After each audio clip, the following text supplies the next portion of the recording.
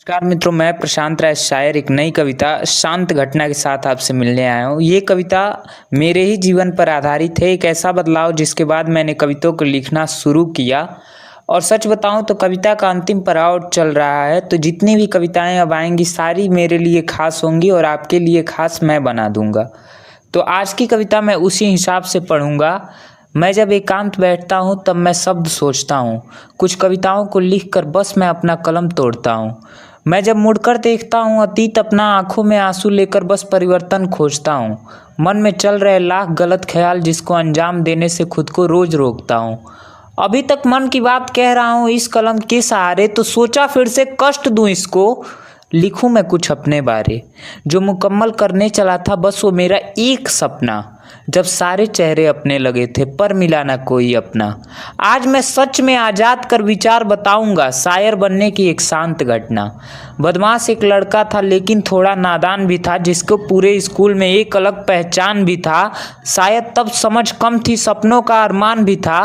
अपने द्वारा रचे गए षड्यंत्रों से अनजान भी था। शायद वो मेरी पहली गलती नहीं थी और फिर आखिरी भी नहीं, क्योंकि छोटी उम्र में टीचर से दिल लगाना लाजमी तो बिल्कुल भी नहीं। उन्हीं के वचन पे बताया कुछ भी नहीं, वचन से मुकरा था तब भी नहीं, मुकरूंगा आज भी नहीं। बच्चों के कुछ प्रश्नों का समय पर उत्तर दिया जाता है। ऑफिस में एक गुप्त सभा के बैठक में एक मास्टर को उच्चतर पद दिया जाता है, लेकिन उनकी चंचलता में रात से पर्दा उठा दिया था। मेरी पसंदीदा अध्यापिका ने मुझको सब कुछ बता दिया था। तुम अब सबकी नज़रों पर हो तो ध्यान रहे, कोई अच्छा है इस ख्याल में रहना मत। मैंने तुमको ये बात कही है, ये बात किसी से कहना मत। मेरा मन भी अब विचलित था, ये बात कैसे मान लूँ और किससे पूछ लूँ जाकर सच इसका, किससे इसका प्रमाण लूँ। कहते हैं ना, मनुष्य फंसता है जब किस्मत फंदे बुनता है। सही प्रश्न खातिर भी इंसान गलत व्यक्ति को चुनता है।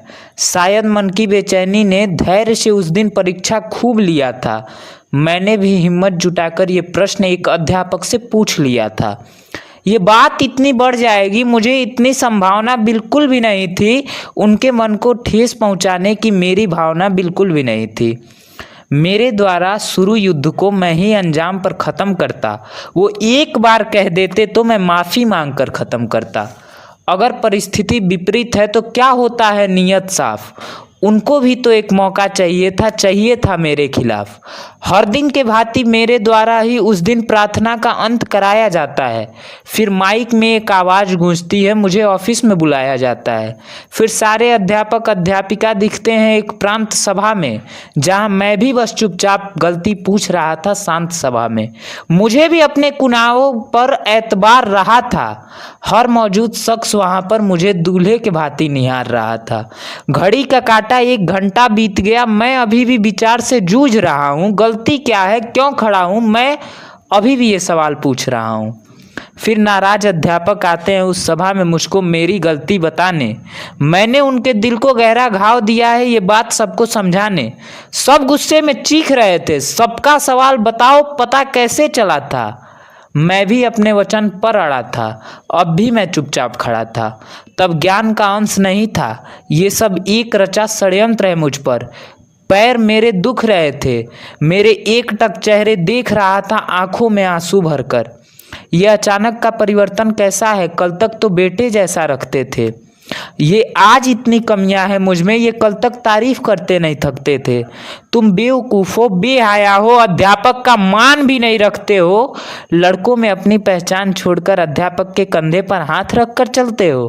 32 लोगों से घिरा हुआ था और सारे मुझ पर भड़के थे। प्रिंस पर का मजाक उड़ाया, होली पर अध्यापिका को रंग लगाया। 12 के बच्चे को घेरने वाले इसके लड़के थे। इतने में मेरे मनोबल को तोड़ता हुआ मेरी माँ के समान अध्यापिका के बोल को, जिन्होंने उच्च स्वर में बोला, ये बिगाड़ के रखता है अपने कक्षा के माहौल को। सबकी सलाह एक ही थी, माफ़ी मांगो हाथ को जोड़कर। मैं भी जटिल था फैसले पर, अब माफ़ी नहीं मांगूंगा अपना अहंकार छोड़कर। मैं भी सबकी बात सुन रहा, नज़रें झुकाकर आंसू छुपाकर। तब मिलती है एक धमकी, बर्खास्त कर देंगे स्कूल से लाल कलम चलाकर। एक अध्यापक जो बड़े भाई थे कहते हैं सहने की भी एक हिम्मत होती है। बाकी सारे कुत्ते भौंक रहे थे, सूअर को सूअर कहना गलत है, उसकी भी इज्जत होती है। शायद क्षमता भूल रहे हैं, तुम्हें इसके परिवार का रत्ती भर इल्म नहीं है। मात्र एक गलती की है, वो कोई खड़ा मुजरिम नहीं है। मैं इसको लेकर चला जाऊंगा अगर मुंह को किसी ने खोला तो, और एक आवाज़ अब उठी तो, और एक शब्द भी बोला तो। गले लगाकर आंसू पोंछकर बोले, बस मुझको बता दे, मेरे रहते इनमें किसी की हिम्मत है जो तुझको आंख दिखा दे। तो इस घटना से उत्पन्न होता है जीवन एक शायर का। फैसला मेरा था लेकिन बात काट दिया ईश्वर का। फैसला मेरे पक्ष में था लेकिन बात काट दिया ईश्वर का। कुछ अतीत के पल जैसे दिल में जिंदा रह जाते हैं, जिसको बस मिटाने की इच्छा रह जाते हैं। वीर का प्रमाण यही है, हारे युद्ध को भी जीतना अति आवश्यक होता है मनुष्य को जीवन में हादसों से सीखना। धन्यवाद। मिलेंगे अगली कविता के साथ। मैं शायर प्रशांत राय।